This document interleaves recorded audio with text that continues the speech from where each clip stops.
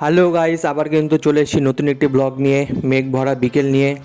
আর সামনে কিন্তু দেখতে পাচ্ছ নদী, নদীতে খুব স্রোত, যেহেতু বৃষ্টি পড়ছে কয়েকদিন ধরে ওয়েস্ট বেঙ্গলে। আর নদীর পাশেই কিন্তু তারামা আর বজরংবলীর মন্দির, একটু প্রণাম টনাম করে নিলাম।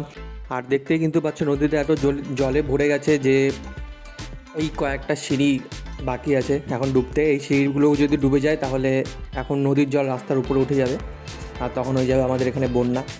তো যাই হোক, নদীর একটু দেখে নাও ভালো করে, মানে নদীটা কত ভরে গেছে, জল উপরে উঠে গেছে। তো আমি এটাকে একটু জুম করে দেখানোর চেষ্টা করছি। সামনে দেখতেই পাচ্ছ মানে কতটা স্রোত আর কি। এখানে বোঝা যাচ্ছে না কারণ এখানে আশেপাশে অনেক ঘর বাড়ি আছে, যার জন্য এখানে বোঝা যাচ্ছে না। আর নদীর মধ্যে যেখানে কিছু নেই সেখানে কিন্তু স্রোতটা ভালোই তোমরা দেখতে পাবো ভালো করে দেখলে।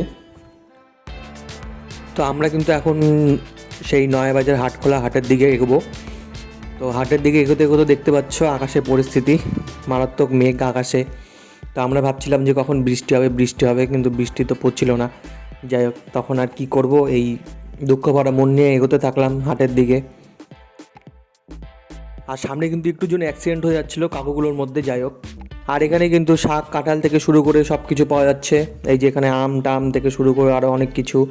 আর দেখতে পাচ্ছ এদিকে কিন্তু অনেক বাজার বসে, যেখানে সবজি বাজার বলা হয় আর কি। আলু থেকে শুরু করে সব কিছু, বেগুন পটল ঝিঙা, যাই হোক যেগুলো যেগুলো পাওয়া যায়। তো ওই দিকটাতে আমি আর গেলাম না কারণ ভিড় ছিল অনেক, আর আমি চাই না যে আমার জন্য কারো অসুবিধা হোক, যার জন্য আমি ওই জায়গাটাতে যাইনি।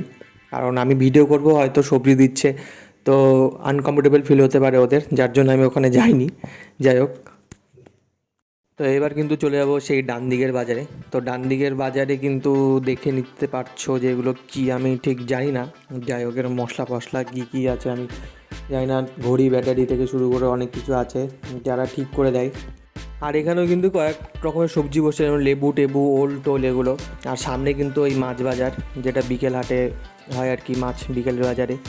আর আমি তো সেরকম মাছ চিনি না, এখানে কী কী মাছ আছে আমি নিজেও জানি না। তো তোমরা যদি কেউ মাছ চেনে থাকো, যদি মাছ চিনতে পারো, তো কমেন্টে জানিয়ে দেবে এখানে কী কী মাছ আছে। তো এরকম মাছ দেখতে দেখতে এগোচ্ছিলাম আমরা ধীরে ধীরে। তো এখানে কিন্তু মাংস টাংস বিক্রি করছিল।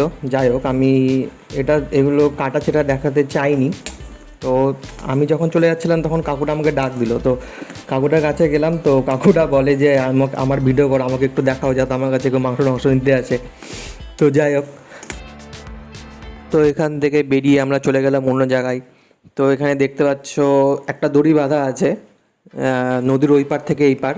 তো এখানে কিন্তু নৌকার যে মাঝি থাকে ড্রাইভার, ও কিন্তু এই দড়ি দিয়েই এই পার থেকে ওই পার যাতায়াত করে, যাত্রীদের নিয়ে যায়। এরাও কিন্তু দাঁড়িয়েছিল, এরাও হয়তো ওই পারে যাবে, যার জন্য এরা দাঁড়িয়েছিল নৌকাটার অপেক্ষায়। আর এই যে দাদু, এই দাদুর কাছে কিন্তু অনেক রকমের মুখরোচক খাবারগুলো পাওয়া যায়। তো আমরা যাচ্ছিলাম সামনে। তো সামনে দেখতে পাচ্ছি বিল্ডিং আছে, এগুলো কয়েকটা দোকান হয়।